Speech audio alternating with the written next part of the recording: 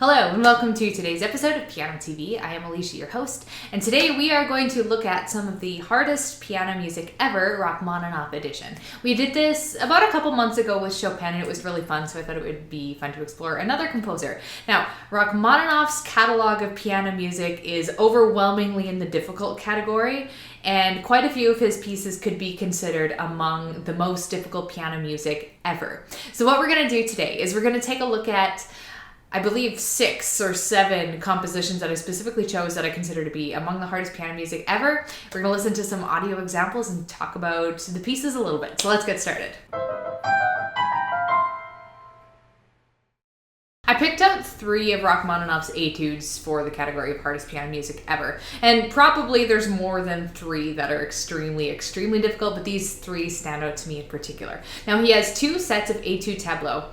Set 1 is Opus 33 and set 2 is Opus 39. Now his Opus 39 set is, on the whole, more difficult than the Opus 33 set. So all 3 selections I'm about to share with you are from Opus 39. And his Opus 39 collection of etudes is a little bit more in the vein of his contemporaries like Scriabin. His Opus 39 number 1 etude, Allegro agitato in C minor, is difficult for a variety of reasons. First of all, it's very fast, which is what Allegro means, and the right hand pretty much never gets a break. The whole piece is relentless with pretty much no breathers or breaks the entire time. It's actually said to be similar to Chopin's really short 14th prelude in E flat minor. And if you want to check that out, we did do a full video series on all 24 of Chopin's preludes, and you can see for yourself.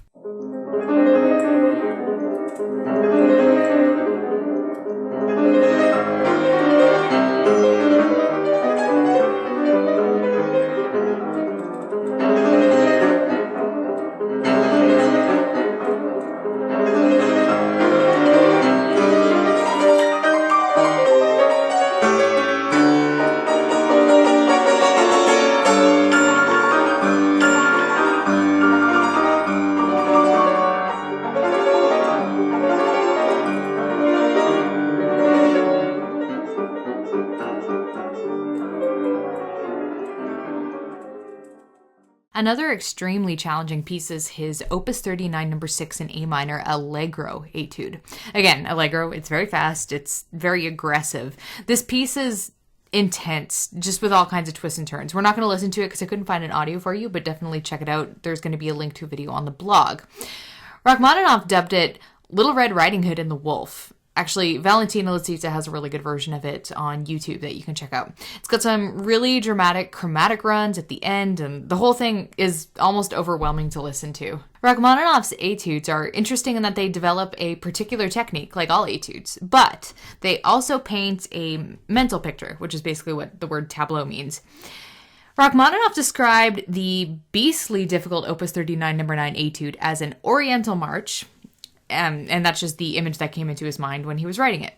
It opens with discordant chords full of drama, and then it melts into a steady march rhythm. To my ears, it's like a march in hell, interspersed with brief moments of melodic beauty.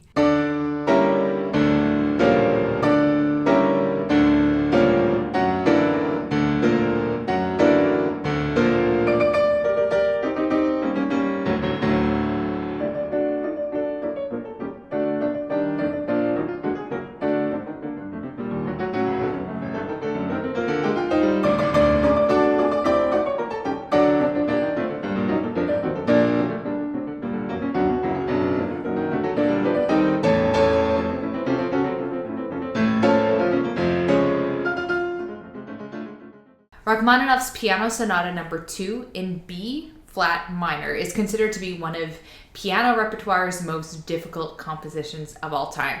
He actually wrote 2 different versions of this sonata. There was a version in 1913 and then a revised version in 1931 because he thought that the first version was superfluous. This sonata is in 3 movements, but the movements are bridged so that it basically just sounds like one continuous movement with no break. It's written in sonata form, and what we're going to do is take a listen to the very beginning of the first movement, which begins with these really big and intense arpeggio patterns.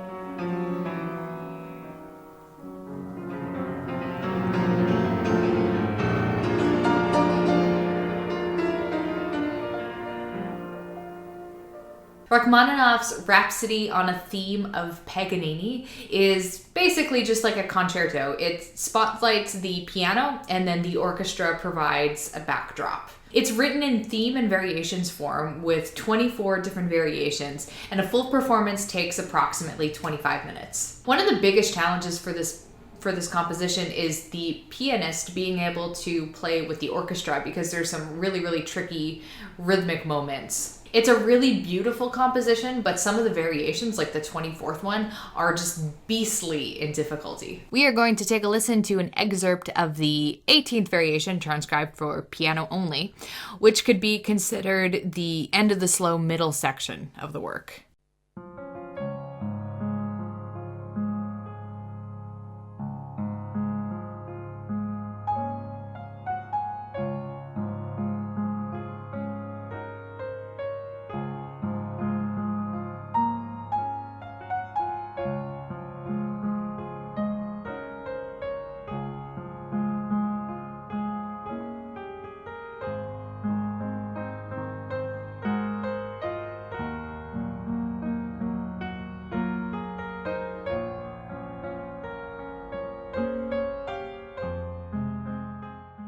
All four of Rachmaninoff's piano concertos could be nominated for the most difficult piano music ever award, but I think that the third one takes the cake in terms of difficulty. And we're going to listen to a little bit of the third concerto. And as I mentioned with the Paganini composition, a concerto is basically, it spotlights one instrument and then the orchestra revolves around that instrument, and it's usually a virtuosic performance. So a piano concerto usually involves a virtuosic piano performance. Rachmaninoff's Piano Concerto No. 3 in D minor, Opus 30, is one of the most well-known concertos thanks to Vladimir Horowitz, who played it and popularized it.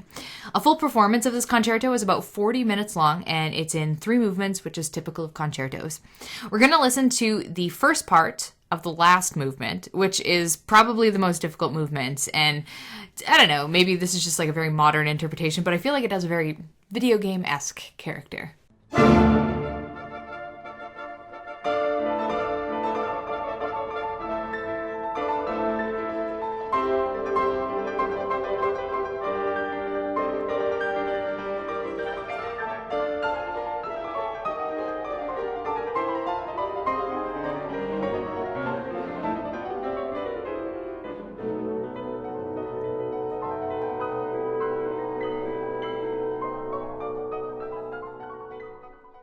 And that is all for today's video. I hope you enjoyed it, and check out the Chopin one too if you're interested in this kind of thing. I also want to give a shout out to my vlog channel. I'm not really using it to vlog, I'm using it just more for like random lifestyle videos, but I urge you to head over there and check out the 2-part video series my husband and I recently did, where we had a beer and talked about our top 10 favorite albums, and we added a little bit of a competitive element too, so it was a lot of fun for us to film. Definitely check that out if you want more of like a modern music discussion. Anyway, thanks for watching this video. Give it a thumbs up if you enjoyed it. You can subscribe if you haven't already, and I will catch you in the next video.